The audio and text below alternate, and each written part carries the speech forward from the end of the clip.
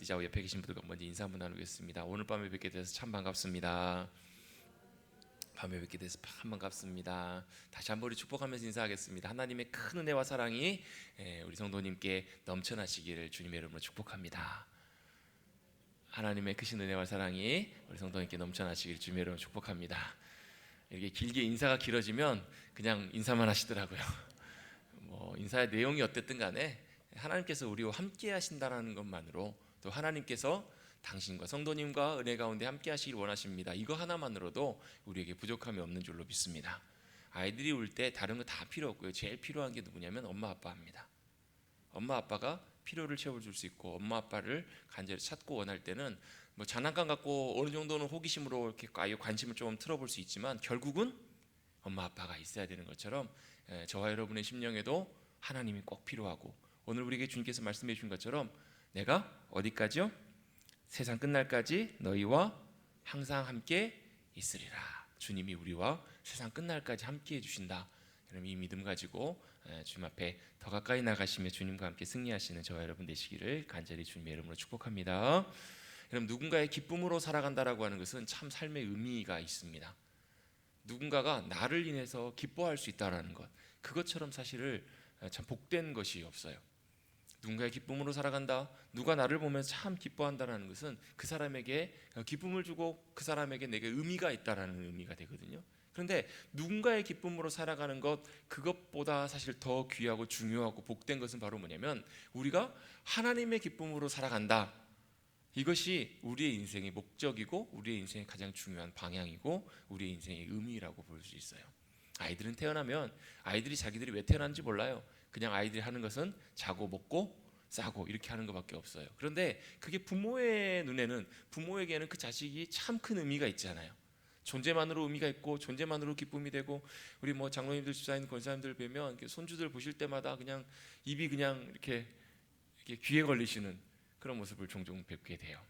손주들 안으실 때마다 손주들이 아버지 하면서 달려가면 참 좋아하시고 기뻐하세요. 하나님께서는 우리를 보실 때 어떻게 보실까? 여러분, 먼저 일단 원론적으로 다른 거 다 일단 제쳐두고, 여러분, 하나님께서 우리를 하나님의 자녀 삼으셨다라는 것, 그리고 우리가 하나님의 자녀 되었다라는 것, 그거 하나만으로도 하나님의 큰 기쁨이고 의미가 된다는 것을 우리는 잊지 말아야 될 줄로 믿습니다. 그렇다면 하나님이 우리를 보시면서 기뻐하신다면 우리가 뭐 해야 될 것인가? 우리는 더 주님의 기쁨으로 주님 앞에 나아가는 것들이 필요해요. 하나님 나를 기뻐하시는데, 하나님이 할아버지가 손주를 이렇게 보고 싶은데 손주가 할아버지 앞에 나타나질 않아요. 오질 않아요. 자기 관심에, 자기 할 일에. 그렇잖아요. 처음에 어릴 때는 그래도 많이 오지만 조금 이제 머리가 커지고 자기 일이 바빠지고 이러면 잘 가요? 안 가요? 안 가요. 저도 어릴 때 저희 할머니가, 이제 저희 친할머니 손에 컸지만 또 외할머니 가끔 이제 광주에 외갓집에 가면 할머니가 손잡고 저기 시내 가가지고 충장로, 금남로, 어렸을 때 간 기억이 나요. 손잡고 가가지고 뭐 사주셨냐면 장난감 사주셨어요. 할머니 손잡고 가면 항상 할머니가 맞아주시고 잘해주시고. 그런데 제가 크고 나니까 1년에 한 2번 전화드리나? 1년에 한 2-3번 전화드리나? 모르겠어요. 다 돌아가시고 지금 외할머니 한 분 이제 살아계시는데 참 그게 마음대로 잘 되지는 않아요. 그런데 다른 것보다 뭐 할머니께 한 번씩이라도 전화 한 번씩 드리고 하면 참 반가워라 하시고 좋아하시고 기뻐하시더라고요. 여러분, 마찬가지입니다. 여러분, 우리가 하나님의 기쁨이라고 우리가 고백한다면, 여러분, 하나님께 1년에 한 2번, 3번 그냥 마음으로만 하나님 아시죠? 이런 게 아니라, 여러분, 우리가 하나님을 찾고 주님의 이름을 부르고 주님 앞에 나아가는 것, 여러분, 그런 것만으로도 여러분 주님이 우리를 참 기뻐하시고 좋아하신다라는 거예요. 여러분, 주님 앞에 나아가는 것, 당연히 예배 시간도 주님 앞에 나가는 것이지만 우리의 생각과 마음으로 순간순간 잠깐씩이라도 주님을 찾고 구하는 것. 그래서 우리는 항상 땅을 보고 살아가는 존재들이 아니라 하늘을 보고 살아가는 존재들이잖아요. 위를 보고 살아가는 존재들이에요. 그 말은 무슨 얘기냐면, 우리를 사랑하신 하나님이 여전히 나를 사랑하신다, 그리고 여전히 나를 기뻐하신다라는 것을 내가 믿고 신뢰하면서 바라보는 거예요. 여러분, 하늘 바라보면서 사십시다. 아멘. 그래서 내가 세상에도 내가 기뻐하고 좋아하는 것들도 참 많고 내가 하고 싶은 일들도 참 많지만, 무엇보다도 내가 하나님의 기쁨임을 잊지 않고 살아가는 것, 그것이 여러분 우리의 믿음의 중요한 부분임을 꼭 여러분 기억하시고 그렇게 믿음 가운데 살아가시는 귀한 믿음의 성도님들 되시기를 다시 한번 주님의 이름으로 축복합니다. 그래서 여러분, 우리가 이제 지난주는 추석 연휴 기간이었고요. 그 전주에 두 주 전에 우리가 말씀을 나누면서 이런 부분을 함께 나눴습니다. 우리가 믿는 하나님, 또 하나님에 대한 우리의 믿음과 신앙이 어떤 것인지, 또 어떻게 고백하는지를 함께 우리가 나누었습니다. 여러분, 우리는 우리가 믿고 우리가 알고 우리가 붙들고 있는 그 신앙을 여러분 믿음의 고백으로 표현해낼 필요가 있다는 거예요. 마음으로 믿어 의에 이르고 입으로 신하여 구원에 이르느니라. 그럼 우리가 믿고 우리가 알고 있는 것들을 우리 입으로 신하는 것들도 참 중요하거든요. 아니, 사랑해요, 진짜 사랑해요, 근데 말을 안 해. 사랑한다고 표현을 안 해요. 특히 이제 예전에 이제 우리 그 이전 세대 어르신들 보면 분명히 알아요, 알겠어요. 물론 여러분 말로만 한다고 그게 다 중요한 건 아니지만, 말로 사랑하고 말로만 사랑하는 것도 문제겠지만 진짜 알겠는데, 예전에 저도 사실은 어렸을 때 자라오면서 제 부모님으로부터, 제 어머니는 그래도 좀 나은데 아버지로부터 사랑한다라고 이렇게 말을 들어본 적이 거의 별로 없어요. 기억이 없어요. 마음은 충분히 저도 알고 사랑하는 마음 저는 분명히 알아요. 근데 표현하는 것에 있어서 굉장히 어색한. 저도 지금이야 이제 조금 아이들에게도 이러지만 지금도 여러분 아내에게 사랑합니다 이렇게 말 잘 못해요. 웃으시는 분들 잘하시는 분들이신가 봐요. 근데 말로 표현하는 것들도 참 중요해요, 안 중요해요? 중요하잖아요. 우리의 마음을 표현하는 거기 때문에. 그게 말로만 표현하는 것도 문제겠지만 말로 표현 안 하는 것도 사실 문제예요. 여러분, 숙제입니다. 집에 가셔서 꼭 사랑하는 분들에게 사랑한다라고 꼭 고백하십시오. 어떤 분들은 사랑한다는 고백에는 입에 거미줄 치신 분들이 계세요. 그게 아니라 실제 우리의 마음이 그러하다면 진심으로 고백하는 거 필요하고요. 또 참 놀라운 게 우리의 말에는 여러분 힘이 있잖아요. 내가 그렇게 고백하고 입을 떼기 시작하면 실제로 또 그렇게 우리의 마음도 우리의 삶도 따라가는 경우들이 참 많아요. 그래서 여러분, 우리의 믿음은요, 우리가 믿는 믿음을 입으로 고백하는 것 참 중요하고요, 또한 그 고백이 삶으로 증명되는 것도 참 중요한 문제예요. 이 두 가지가 같이 가야 될 필요가 있다는 것입니다. 우리가 믿고 고백하는 신앙이 우리의 삶을 통해서 증거되는 것. 그러면 제가 지난주에 설교하면서 제가 끓였던 고추장찌개인지 된장찌개인지 제가 그 얘기를 잠깐 드린 적이 있어요. 생김새는 분명히 된장이었어요. 색깔도 분명히 된장이었어요. 안 믿으신 분은 제가 진짜 그 고추장 한번 갖고 와볼 용의가 있습니다. 재래식 된장 스타일로 담그신다고 하시면서 진짜 된장처럼 색깔이 그랬거든요. 제 큰 실수는 뭐예요? 맛을 안 봤던 거예요. 확인 안 해봤던 거예요. 그냥 끓이면 끓일수록 된장 맛이 안 나고 고추장 맛이 더 나는 거예요. 제가 그 된장찌개 얘기를 했더니 그 다음날 권사님 중에 한 분이 호박을 하나 갖다 주셨어요. 호박이 제가 비싸서 호박을 못 놨다 그랬더니 호박을 하나 갖다 주시더라고요. 여러분, 혹시 제가 또 고추장 된장 설교했다고 또 된장 안 갖다 주셔도 됩니다. 저희 집에 충분합니다. 된장인지 고추장인지 여러분 제일 중요한 게 뭐예요? 겉으로 보는 게 중요한 것이 아니고 어쩌면 냄새도 잘 구분 못할 때도 있어요. 맛을 봐야 돼요. 확인해 봐야 돼요. 여러분, 하나님께서 저와 여러분의 믿음과 신앙과 중심을 확인해 보실 때 여러분, 고추장 된장 분명하게, 고추장이면 고추장, 된장이면 된장, 참신앙이면 참신앙, 하나님을 사랑하는 중심이면 중심, 그것이 온전하게 주님 앞에 드려질 수 있는, 증명될 수 있는 저와 여러분의 믿음과 삶이 되시기를 주님의 이름으로 축복합니다. 여러분, 우리 지금 한국 교회가 막 위기라고 얘기하잖아요. 뭐 여러 가지 원인도 있고 이유가 있겠지만 뭐 다른 거 다 거두절미하고요. 진짜 중요한 것은 우리가 믿고 고백하는 믿음과 우리의 실제 삶이 같이 따라가고 있냐는 거예요. 우리의 믿음과 우리가 믿고 고백하고 우리의 예배 시간에 아멘하고 또 우리가 입술을 통해서 고백하는 그 믿음이 진짜 우리의 삶을 통해서 증명되고 그 믿음이 믿음과 삶이 똑같이 가고 있느냐, 여러분 이거 하나만 점검해봐도 우리는 사실 상당히 여러분 하나님 앞에서 우리의 삶과 신앙과 믿음의 또 교회의 많은 부분들을 사실 점검해야 될 것들이 너무너무 많거든요. 여러분 뭐 좀 추우시면 끄셔도 됩니다. 언제든지 말씀하십시오. 사인 있죠?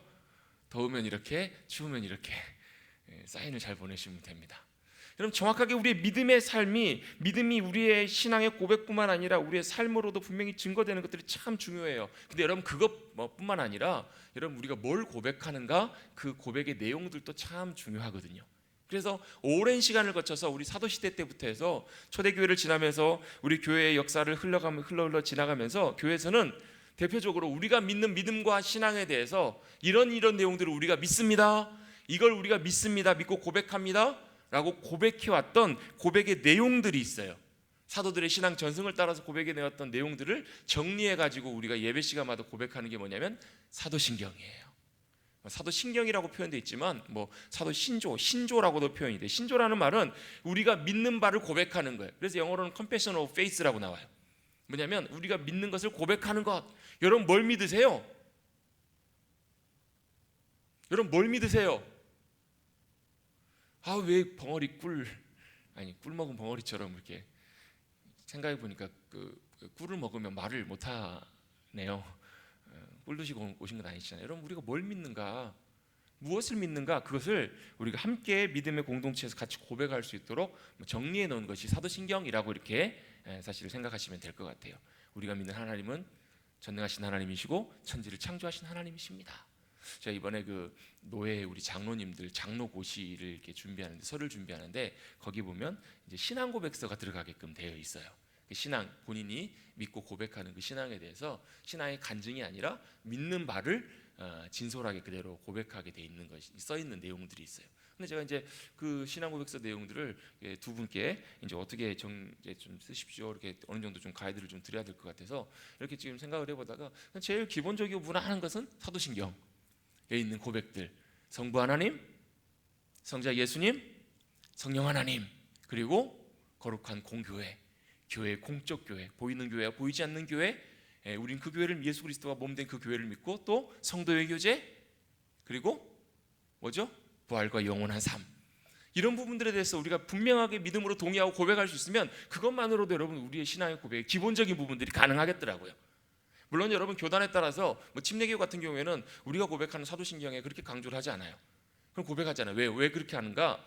그 심례교회에서는 실제 우리의 이런 일괄적 천편일률적인 고백보다 우리의 삶의 고백이 더 중요하다라고 그분들은 그렇게 강조를 하는 거예요. 누가 옳다 그르다 그런 걸 떠나가지고 그런 부분을 집중해서 강조해서 그렇게 그분들은 그렇게 신앙을 고백하는 거예요.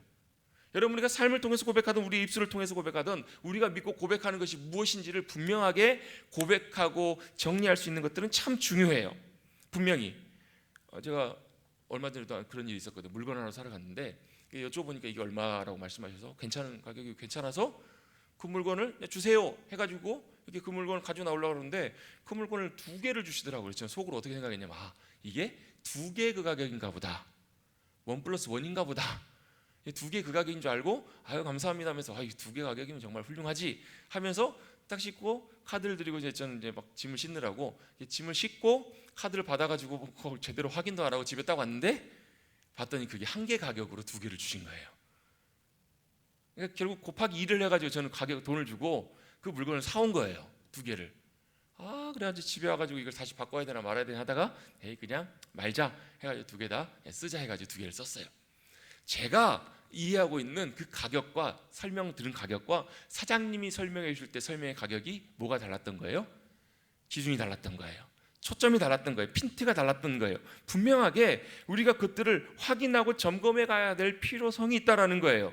그래서 이 사도신경, 이 사도들의 전통에 따라서 이 신앙의 고백, 이 신조를 만들면서 만든 이유가 몇 가지가 있어요. 첫 번째 이유는 뭔가 하면 그 당시에 많이 창궐했던 이단과 사이비들로부터 우리의 신앙을 분명하게 지키고 분명하게 확인하기 위해서 이 사도신경을 많이 정리를 해낸 거예요. 여러분 이단과 사이비가 왜 생길까요? 여러분 이단과 사이비가 왜 생길까요? 진짜가 있기 때문에 이단과 사이비가 생겨요. 여러분 짝퉁은 진짜가 있어야 짝퉁이 만들어지지, 그리고 그 진짜가 가치가 있으면 비싸면 비쌀수록 짝퉁이 많이 만들어지지. 여러분 보세요. 중국 같은데 요즘은 아마 없어졌을 거예요. 아주 10여 년 전에는 중국 가면 짝퉁 시장 그렇게 많았잖아요. 가보면 막 다 이렇게 가짜 명품처럼 롤렉스 시계 명품 똑같이 만들어 놓은 모조품 이런 것들 굉장히 많이 팔았잖아요. 여러분 롤렉스 시계나 되니까 모조품을 만들지 시계 가치도 없는 얼마 되지도 않은 그 시계에 똑같이 모조품 만들까요? 안 만들까요? 만들 필요가 없다라는 거예요. 여러분 이단과 사이비는 왜 생기냐면 진짜가 있기 때문에 이단과 사이비가 생기는 거예요. 그러면 이단과 사이비가 많이 생기면 생길수록 진짜 중요한 것이 무엇인가, 그리고 진짜가 무엇인지를 우리가 잘 확인하고 점검해 가볼 필요가 있다라는 거예요. 그 기준으로 우리가 이 신앙의 고백을 우리가 기준으로 삼아보자. 그래서 성경에서 우리가 믿는 믿음의 내용들을 우리가 다 정리해서 모아놓은 것, 그게 바로 이제 중요한 목적 중에 하나라는 거예요. 두 번째 목적이 있습니다. 이 신앙 고백을, 사도신경 같은 신앙 고백을, 또 사도신경 말고도 뭐 웨스트민스터 신앙 고백, 또 대한예수교 장로회 신앙 고백, 이런 몇 가지 고백들이 있는데, 이렇게 만든 이유 중에 하나는 뭐냐면 우리의 믿음과 신앙과 중심이 흔들릴 때 그것이 우리를 붙들어주는 기둥과 같은 역할을 할 수 있기 때문에 그런 것들을 정리를 하는 거예요. 여러분, 물론 여러분, 우리의 믿음과 신앙이 흔들릴 때 제일 중요하게 우리를 붙잡아주는 것은 하나님의 말씀입니다. 아멘. 여러분, 우리의 믿음과 중심이 흔들릴 때, 여러분 혼란스러울 때, 헷갈릴 때, 여러분 그때는 다시 어디로 돌아와야 되는가? 기도하고 말씀 앞에 나와야 돼요. 내가 그 혼란스럽고 헷갈리고 마음이 복잡한 상황 속에 내 감정이나 생각이나 내 마음, 그런 거 있거든요. 여러분, 기분이라는 것은, 감정이라는 것은 아침에 좋았다가 저녁에 나빠지기도 해요. 또 내 생각도요, 처음에 이렇게 생각했다가 좌로 생각했다가 우로 생각할 때도 있어요.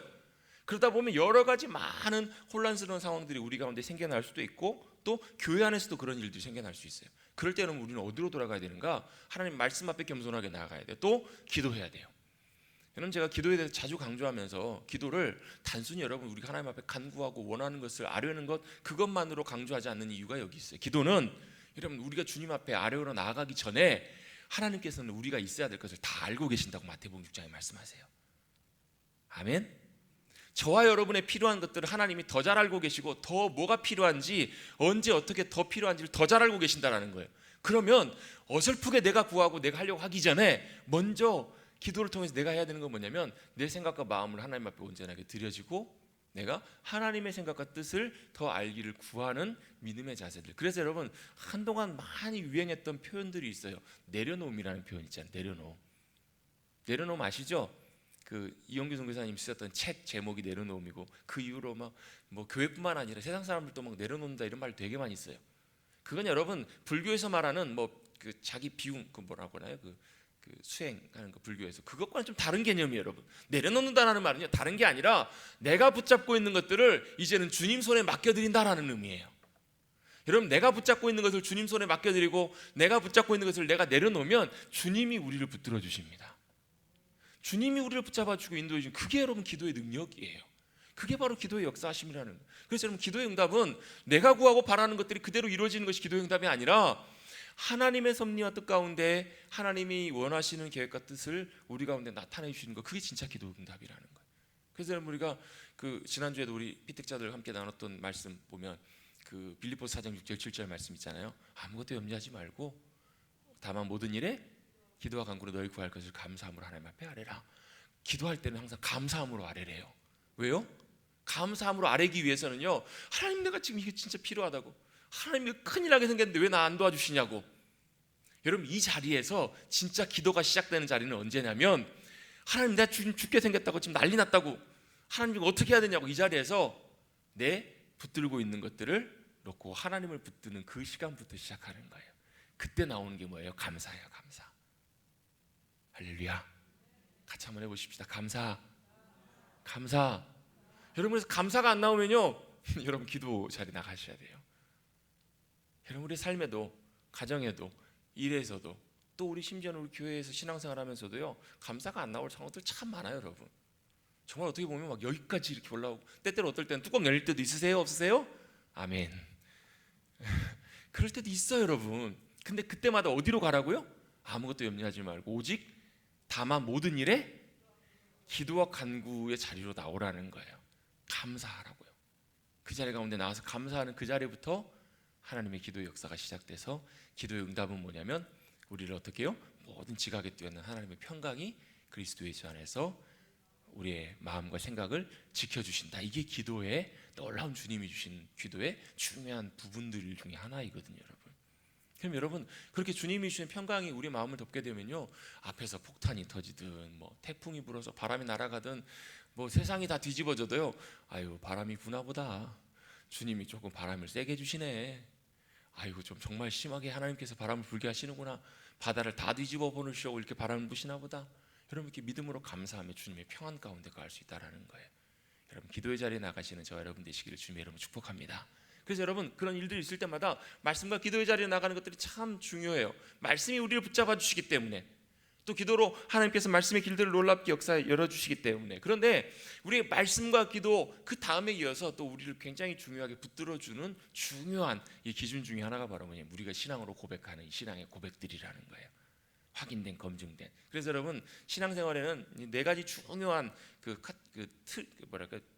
단계가 있는데요. 뭐가 있냐면 첫 번째가 성경이 있어요. 첫 번째 성경. 그 다음에 전통이 있어요.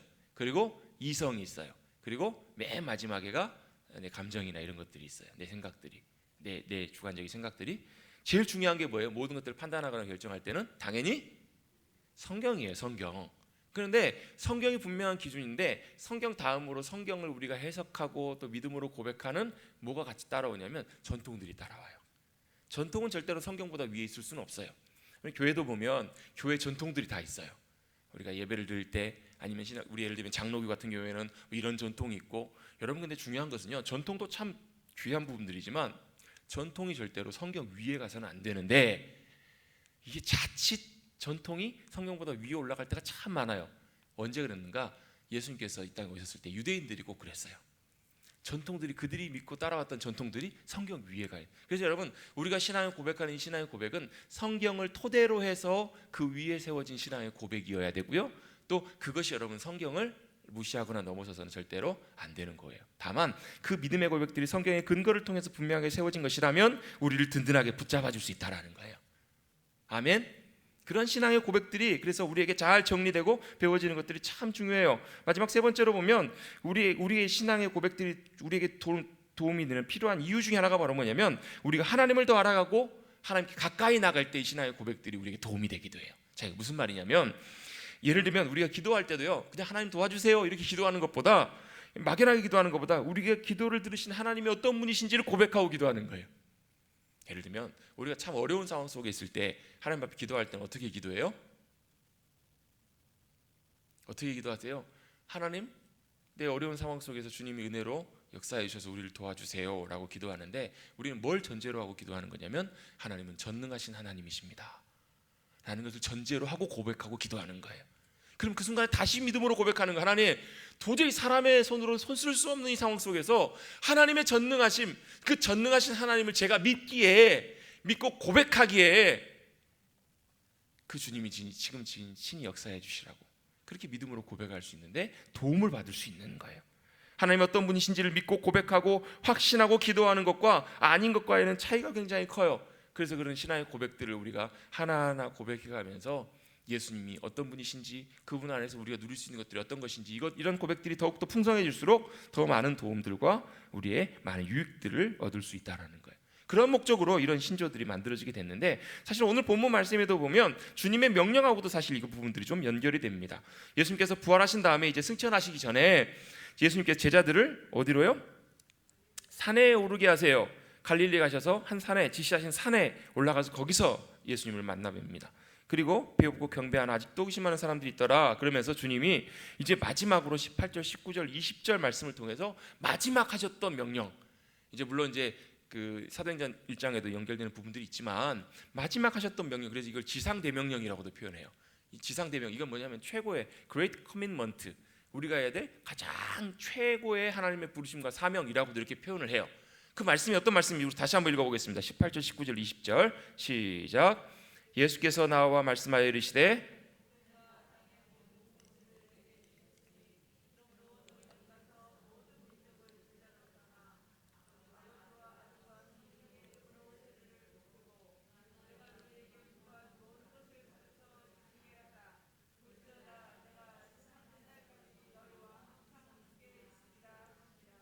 아멘. 하나님께서 하늘과 땅의 권세를 예수님께 다 주셨다라는 거예요. 그리고 그 권세를 또 누구에게 이양하셨냐면 우리에게 맡겨주신 거예요.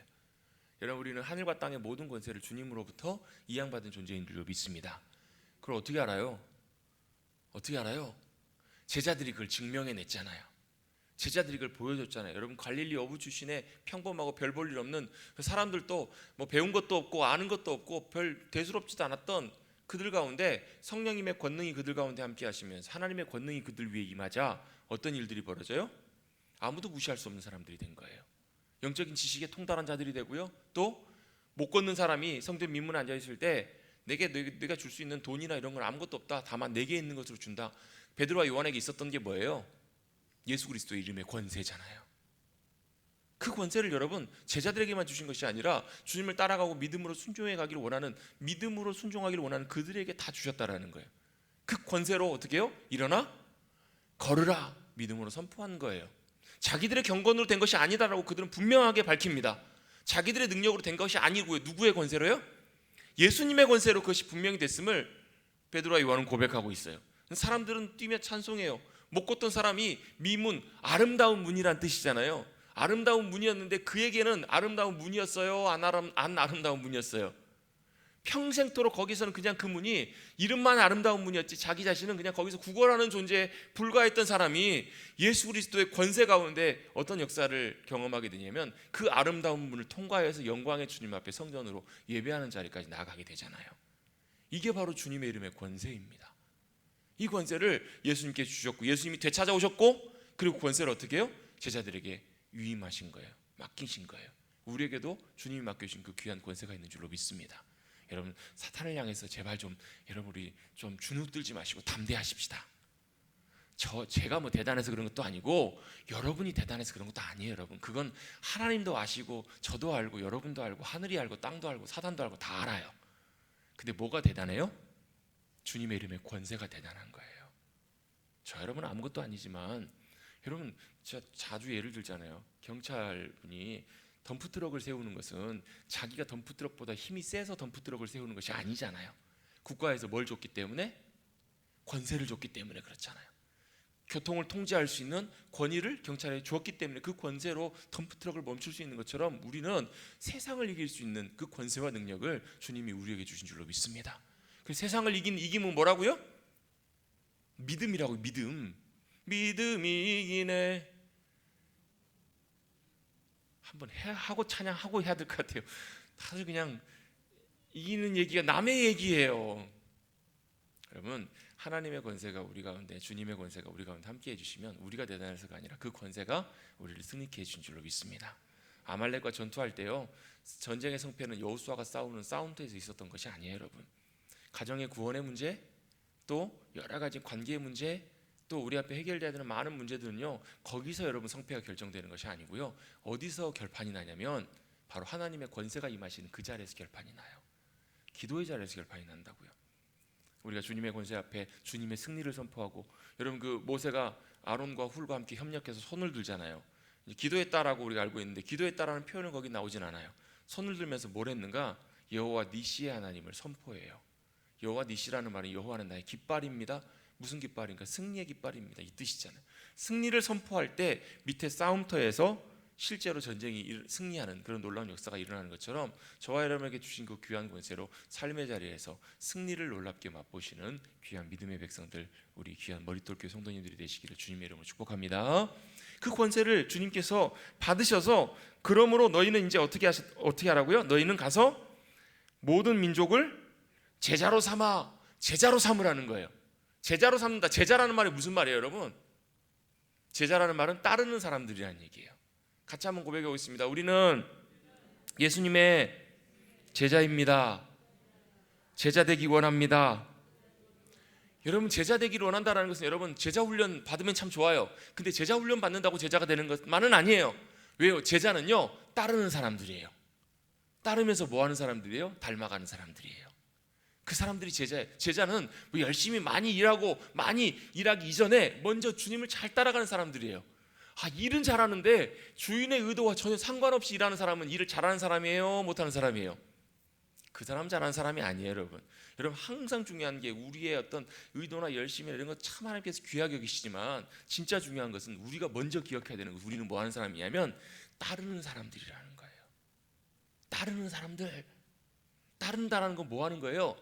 내가 앞서가는 것이 아니고 주님보다 앞서지 않고 내 의지대로 가는 것이 아니라 우리 이렇게 생각하는 경우가 참 많거든요. 아멘, 하나님의 영광을 위해서 살겠습니다. 아멘, 주님 원하시는 대로 제 삶을 살기를 원합니다. 그러면서 어떻게 하면 주님 원하시는 삶을 살까? 하면서 요거 하나님 좋아하시겠지, 이렇게 하면 하나님께서 좋아하시겠지. 이게 아니고 진짜 중요한 건 뭐냐면 하나님 기뻐하시는 영광 받으신 삶을 살기를 원합니다. 그러면 뭘 하기를 원하시는지, 주님이 어디에 앞서 가시는지 그걸 잘 보고 따라가는 것이 참 중요해요. 그래서 여러분, 따르는 사람들에게서 제일 중요한 것 중에 하나가 바로 뭐냐면, 같이 한번 고백해 보겠습니다. 순종. 여러분, 우리가 주님 앞에 할 수 있는 가장 중요한 것 중에 하나가 뭐냐면 순종이에요. 순종이 바로 주님을 따라가는 삶의 굉장히 중요한 부분이에요. 제자는 순종하는 사람, 따라가는 사람이에요. 여러분, 주님 잘 따라가십시다. 또 어떤 사람인가? 닮아가는 사람이에요.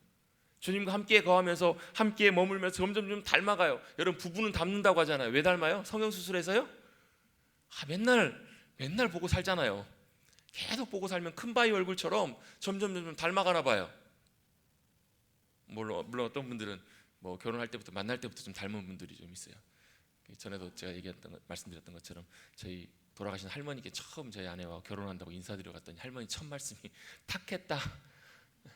둘이 탁했다. 전라남도 사투리로 닮았다라는 말을 탁했다라고 그렇게 하시거든요. 탁했다. 뭐 그런 분들도 있겠지만 진짜 중요한 건 여러분, 얼굴이 닮아가는 게 중요한 게 아니잖아요. 여러분, 뭐가 닮아가요?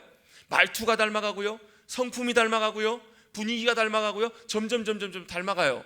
시간이 지나면 지날수록 조금씩 더 이해해가고 부딪히는 부분들이 조금씩 줄어가고 잘 그렇게 하고 계시죠?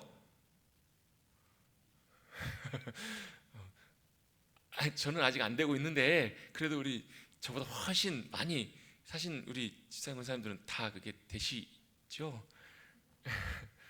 여러분, 다른 건 몰라도요, 주님과는 그렇게 되셔야 돼요. 하나님과는 그렇게 되셔야 돼요. 처음에는 잘 안 맞고, 그래서 여러분, 처음에는요, 하나님께서 그거 아세요? 하나님께서 처음에는 저와 여러분을 잘 맞춰주세요. 잘 맞춰주시고 그냥 다 이해해주시고 따라주시고 그냥 다 이렇게 해주세요. 그런데 조금씩 성장하고 장성해 갈수록 어떻게 해요? 그럴 때 있잖아요. 아이들 이렇게 양육하다 보면 어느 순간에 보면 이쁘다 하다가도 어느 순간에는 어떻게 해야 돼요? 딱 꺾어놔야 될 때가 있잖아요. 고집을. 그렇죠? 그 순간 놓쳐버리면 훈육이 안 되는 경우들이 참 많아요. 요즘 보면 그 TV 프로그램 같은 데 보면 자식들 자녀 양육 프로그램 나와 보면 참 안타까운 경우들이 참 많은데, 어떤 모습에 보면 어떤 데 보면 딱 잡고 훈육하고 꺾어놔야 될 땐 꺾어놔야 된다고 하잖아요. 보통 전문가들도. 하나님께 때때로 우리를 그렇게 떡 꺾으실 때가 있으세요. 그때는 뭐예요? 이게 우리가 더 이상 이제 모나하면 안 되는구나. 하나님 나를 이렇게 더 인도해 가길 원하시는 거야. 그런 순간들이 있어요. 여러분, 그럴 때 여러분, 우리는 빨리 깨달아야 돼요. 뭘요? 하나님이 나를 다듬으시는구나. 또 내가 하나님과 더 맞춰가야 되는구나. 이걸 깨달아야지. 하나님은 나만 미워하시고, 하나님은 나한테만 이런 일 주시고, 여러분, 절대 이래갖고 해결 안 됩니다. 그러신 분들 계시면 손 들어보세요. 손 내리세요. 많이 이런 시행착오들을 많이 겪기도 하는 것 같아요. 우리도 보면요. 근데 정말 중요한 건 뭐냐면, 같이 따라갈 때는 잘 맞춰가고 닮아가고, 누굴요? 하나님이 우리를 닮아가시는 것이 아니라 우리가 하나님 닮아가는 삶, 그게 바로 뭐예요? 제자로 따라가는 삶이라는 거예요. 여러분, 제자가 되십시다. 또 제자가 되어야 제자 삼는 일들이 가능을 해요. 왜요? 날 보면서 따라오라고. 사도 바울이 이렇게 고백해요. 너희는 나를 본받는 자가 되라. 이 말은 여러분, 사도 바울이 우상이라는 얘기가 아니라, 자기가 잘났다는 말이 아니라, 자기가 그렇게 주님을 정말로 신실하게 믿음으로 따라가는 그 삶을 보면서, 너희도 내가 목적은 아니지만 내 믿음의 삶의 길들을 너희도 잘 따라오길 원한다. 그렇게 당당하게 고백할 수 있는, 그럼 저와 여러분도 우리의 인생이 맞춰졌을 때 저와 여러분도 그렇게 여러분, 우리의 후손들을 향해서, 또 우리 많은 이들을 향해서, 내가 따라왔던 믿음의 길이 부족하고 연약한 거 많이 있지만 나를 보면 잘 따라왔으면 좋겠다. 여러분, 이렇게 마지막에 이렇게 고백할 수 있게 되기를 간절히 바랍니다. 그게 바로 뭐냐? 제자된 삶이라는 거예요. 너희는 가서 민족을 삼아서 제자를 삼으라. 제자를 삼는 일에 있어서 필요한 것, 또 그 다음에 뭐 하라고요? 제자로 삼아서 아버지와 아들과 성령의 이름. 아버지와 아들과 성령의 이름은 뭐예요? 성부, 성자, 성령이잖아요. 성부, 성자의 성령의 이름으로 뭘 베풀라고요? 세례를 베풀고, 그 다음에요, 내가 너에게 분부한 모든 것을 가르쳐 지키게 하라는 거예요. 자, 이게 주님의 부르심과 사명이에요. 주님 우리의 부르신 사명 뭐냐면, 제자 삼아서 어떻게 해요? 세례를 주고 가르쳐 지키게 하라는 거예요. 이거에 있어서 우리에게 또 필요한 게 뭔가? 이걸 위해서 우리의 믿음의 선진들이, 우리 믿음의 선배들이 뭘 하셨는가? 이렇게 신앙의 고백들을 정리해 놓으신 거예요. 그래서 여러분, 저와 여러분이 잘 알고 있는, 많이 들어보셨을 거예요. 소요리 문답, 요리 문답이라고. 요리 문답이라는 게 뭐냐면 중요한 교리들을 정리해 놓은 거예요. 문답식으로. 그래서 여러분, 소요리 문답 같은 경우에 보면 1번이 뭐예요? 사람의 제일 된 목적이 무엇입니까? 라고 이렇게 물어요. 여러분, 뭐예요? 우리 시험을 좀 한번 봐야 되겠어요. 우리 피택자분들도 임직 전에 이렇게 시험을 한번 이제 제가 너무 하도 막 시험 본다 그러고 안 봐가지고 이제는 믿으시지 않으시더라고요. 우리 저기 장로님, 권사님, 집사님들도 다시 한번 우리 한번 날 잡아가지고 한번 사람의 제일 되는 목적이 무엇입니까? 이렇게 해가지고 한번 좀 시험을 한번 봐볼까요? 아무도 동의를 안 해주셔서 나중에 혹시 기회가 되면 혹시 또 이제 이런 부분들도 함께 좀 나눌 수 있으면 좋을 것 같아요. 뭐예요? 사람의 제일 되는 목적은 뭐예요? 하나님을 기쁘시게 하고 영원토록 하나님을 영화롭게 하고 영원토록 그분을 즐거워하는 것, 즐겁게 하는 것. 이 고백이에요. 하나님을 기쁘시게 하고 하나님을 영화롭게 하고 하나님을 기쁘시게 하는 것, 그게 바로 소요리 문답의 첫 번째 목적이에요. 여러분, 하나님을 영화롭게 하고 하나님을 즐겁게 하는 것, 여러분 어떻게 하나님을 즐겁게 하고 하나님을 영화롭게 할 수 있나요? 어떻게 해요? 어떻게 해야 될까요? 여러분, 이런 여러 가지 내용들을 정리를 해서 소요리 문답 같은 경우에는 107개. 그래서 두 번째 보면 하나님은 어떤 분이신가? 두 번째는 하나님은 어떤 규칙으로 어떻게 하나님을 영화롭게 기쁘시게 할 것인가? 두 번째가 이거예요. 어떻게 하나님을 기쁘시게 하고 하나님을 영화롭게 할 것인가? 이게 두 번째 나오는 소요리 문답의 이제 질문이에요. 그 답은 어떻게 그 소요리 문답에 설명하고 있는가? 성경에 기록된 하나님의 말씀만이 하나님을 영화롭게 하고 즐겁게 할 수 있는 유일한 규칙입니다. 이렇게 답을 하고 있어요. 자, 이렇게 하나씩 성경에 대해서, 또 하나님에 대해서, 또 죄에 대해서, 또 예수님에 대해서, 삼위일체에 대해서, 또 우리가 알고 있는 십계명, 성례, 기도, 주기도 이런 것들에 대해서 정확하게 중요한 부분들을 정리해서 문답식으로 우리가 뭐 하도록요? 가르쳐 지키며 살아갈 수 있도록 이제 도움을 주기 위해서 정리해 놓은 것들이 소요리 문답과 같은 그런 내용들이에요. 근데 여러분, 이제 그 피택자 교재에 보면 이제 요리 문답에 대한 내용이 있고, 또 그다음에 그 장로교 신앙 고백이 있고, 또 21세기 장로교 신앙 고백 이렇게 내용이 나오는데 표현들은 조금씩 달라요. 그런데 그 안에 담겨 있는 내용들은 사실 많이 크게 다르진 않아요. 왜? 우리가 믿는 신앙의 고백들이 이 신앙 고백은 이렇게 고백하고, 이 신앙 고백은 하나님이 이런 분이시 이렇게 고백하는 것만은 아니라는 거예요. 예를 들면 여러분, 대한예수교 장로회 신조에서도 이렇게 고백합니다. 신구약 성경은 하나님의 말씀이니 신앙과 행위에 대해서 정확무한 유일한 법칙입니다. 가장 중요한 정확무한 법칙이 바로 뭔가? 신구약 성경이라는 거예요. 두 번째로 보면 하나님은 한 분이십니다. 거기서부터 해가지고 그 다음에 삼위일체 하나님, 창조와 섭리, 인류의 창조, 범죄와 형벌, 예수 그리스도와 구원, 성령, 선택과 예정, 성례, 신자의 본분, 심판, 이렇게 쭉 구별이 되어 있어요. 많은 내용들로. 재미있겠죠? 되게 지루할 것 같으세요? 근데 여러분, 이제 중요한 게 이런 하나하나의 내용들을 우리가 알아가면서 우리가 믿음으로 고백하고 우리가 믿는 하나님에 대해서, 우리의 신앙에 대해서 우리가 잘 정리하고 그렇게 믿음으로 살아가는 삶에 우리의 방향과 모습들이 잘 갖춰지는 것들이 참 중요하다라는 거예요.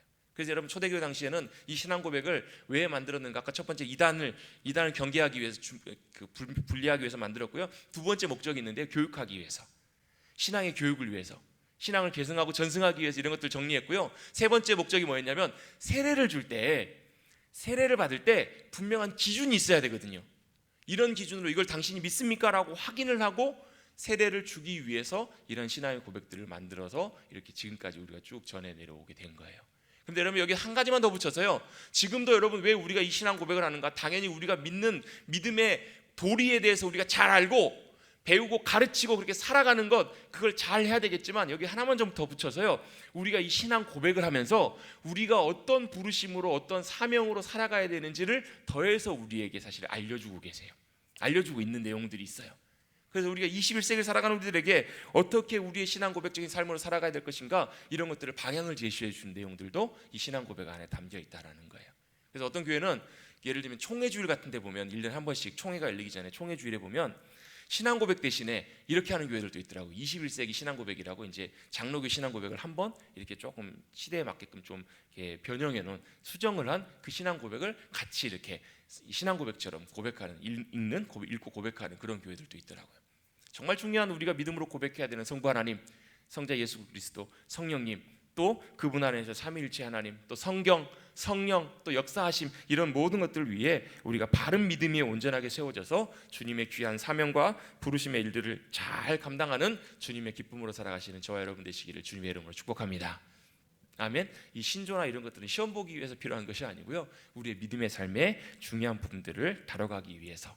그래서 여러분 이제 제일 기본적으로 사도신경을 우리가 믿음으로 고백할 때 그냥 여러분 그냥 줄줄줄줄 이렇게 하지 마시고 우리가 고백할 때마다 내 믿음의 고백으로 나는 전능하신 하나님 천지의 창조주를 믿습니다. 나는 그의 유일하신 아들 우리 주 예수 그리스도 믿습니다. 이런 우리의 믿음의 고백 하나하나를 정말로 우리의 마음 중심으로 고백해 올려드리고 그 고백 위에 우리의 삶이 든든하게 세워져서 우리의 삶에 하나님의 영광과 기쁨이 가득한 또 영원한 가치를 향해서 나아가는 귀한 성도의 삶, 믿음의 삶이 될 수 있도록 우리 함께 믿음으로 달려가시는 우리 귀한 믿음의 백성들 되시기를 주님의 이름으로 축복합니다. 다시 한번 우리 한번 말씀 18절, 19절, 20절 말씀을 우리 다시 한번 읽어보도록 하겠습니다. 시작. 예수께서 나와 말씀하여 이르시되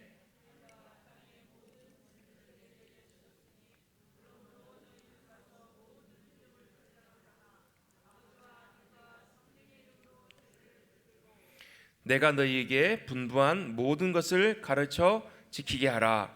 볼지어다 내가 세상 끝날까지 너희와 항상 함께 있으리라 하시니라. 아멘.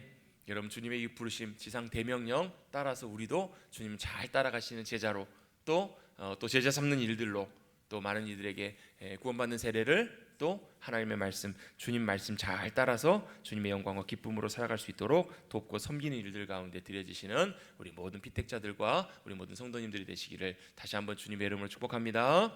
그래서 나중에 저는 이제 그런 사실 마음의 생각을 좀 갖고 있어요. 우리가 이제 일반적으로 하나님은 어떤 분이신가?